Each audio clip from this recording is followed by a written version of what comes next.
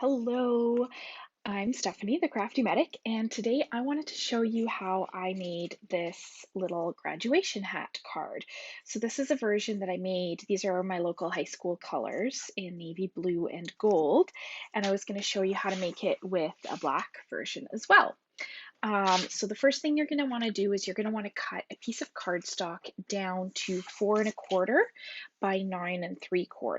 So we're going to do 4 1/4.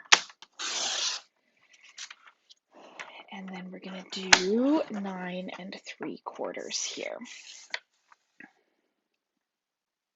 So this will fit into a standard envelope, which is great. All right, and now what we're going to do is we're going to still score this at 5 1/2. And then you're going to see you've got a shorter side and a longer side. So you've got this side here that's shorter and this side here that's longer. I'm actually going to flip this over. And now what you want to do is you want to measure 2 1/8 from this score line on both sides. So what I'm actually going to do is I'm going to line it up in here, kind of right on the edge. And that's going to give me the ability to actually mark that. So I'm going to go from that 5 1/2 mark here. I'm going to go down 1, 2, and 1/8. And I'm just using a pencil so I can erase it. And then 1, 2, and 1/8 here. I'm going to do the same thing on the other side. So here it's at 4 1/4. I'm going to go 1, 2, and 1/8, and 1, 2, and 1/8. Now you should have these little pencil marks on either side. They should be even. And what you're going to do is you're going to score across from one of those corners to the other. And you can do that very easily just lining it up on your trimmer track here, or on your scoreboard you would do the same thing.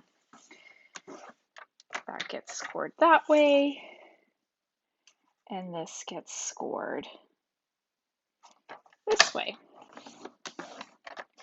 Now the only other thing you have to do is mark this in the middle at, so that's going to be at 2 1/8. So for that, I'm just going to line it up here, and then you could even do it using the track like that, so that you have a mark in the middle here. And what you're going to do is you're going to cut from this score mark and this score mark up to that middle piece. And I'm going to do that with my mini trimmer actually, because I find it's a little bit easier to line up this type of cut on there. So I'm going to line that up there, line up my score mark there, and trim off that triangle. You don't actually need that piece. And then you do the same thing going the other direction. And then your card base is actually finished. So we'll put that aside. I will bring that back to do the inside. So what we're going to do is we're going to fold all of these score lines, and they're going to go in opposite directions actually. And this is why I flipped it over, so that those score lines were going in opposite directions. And you can see this now folds in like that. And we're going to give these some nice crisp folds here. Make sure that you're using your bone folder to burnish, and you'll get a nice crisp fold. Ta-da! Now you can use an eraser to just erase those little pencil marks, and nobody will know how you got this really cool shape all precise like that. For the inside, it's super easy. You're going to take a regular 4 by 5 1/4 inch piece, and you're just going to trim it at a 2 by 2 triangle, I guess you could call it. So what I'm going to do, I'm going to use this again. I'm going to measure 2 inches for the middle. I'll do a little pencil mark there, and I'm going to do 2 inches on this side, 2 inches on this side, and I'm going to trim off those side pieces.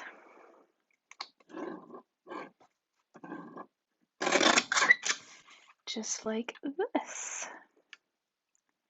And then that will fit perfectly into the center layer here. This is just a square, and it is I just totally forgot, so I will measure it again. It's a 3-inch square, so you're going to want to cut something that is like 2 3/4, 2 1/8 or so. For that, I'm just going to do 2 3/4. 2 3/4. Now, depending on what you do for the top here, you may or may not be able to actually write on this. If you do a lot of embellishment on the top here, you're not going to be able to write on the inside here, but you can certainly stamp on it. Get rid of all this extra stuff here. So let's make a tassel for this guy. I'm going to use my silver here, and I'm going to make a tassel. And what I'm going to use is I'm going to use my handy dandy tassel maker. I'm going to use the 1.5 inch here. I'm going to cut a piece for along the top, and then I want another piece to actually hold my tassel together. Sometimes I use the one on the top, sometimes I don't. I think I might actually not use it this time around. And then I'm just going to wrap around here a few times to make my tassel however big or small I want it. This is going to kind of determine the thickness. Which step you choose determines the length. That works for me there. I'm going to take my longer piece here, wrap it around the middle, get the ends sort of even, and then I'm just going to tie, the first, like I'm tying my shoelaces, just that first step, and then I'm going to slide this off, and this is going to mean that I can make it tighter. So then I tighten it there, and then what I like to do is I actually pass these ends through all the loops, each going in a different direction. And what that allows me to do is to really tighten this whole top of the tassel up. And I'll actually pull this up to make a nice little bundle there, and then I'll tie another knot on the top. And you can either do one of these knots or you can do a square knot, whichever you prefer. I'm going to do one of these bad boys so that that tassel is going to kind of hang fairly flat. Now I'm going to come down here and I'm going to trim all this off. I'm going to cut open those loops. This I can now attach to the top of my card. I didn't need that little piece there. And you can attach it with a glue dot, or what I'm going to do, I'm going to be super fancy. I'm going to see if I can find a piercing tool here somewhere and use my my new brads that I got, which I'm super excited about. So we want to go kind of as middle as we can get. I'm just eyeballing it to kind of poke a hole in there. And then tie another knot in this so I don't have too long a tassel. And then where did I put those brads? They were here a second ago.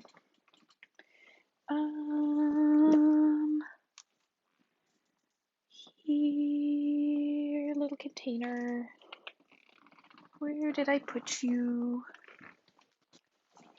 I put them somewhere very safe, I'm sure. Ah, right here, under a set of dies.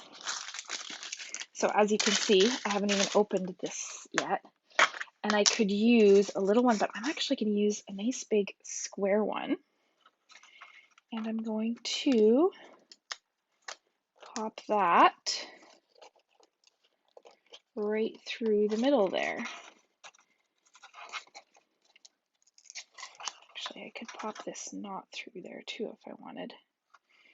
Because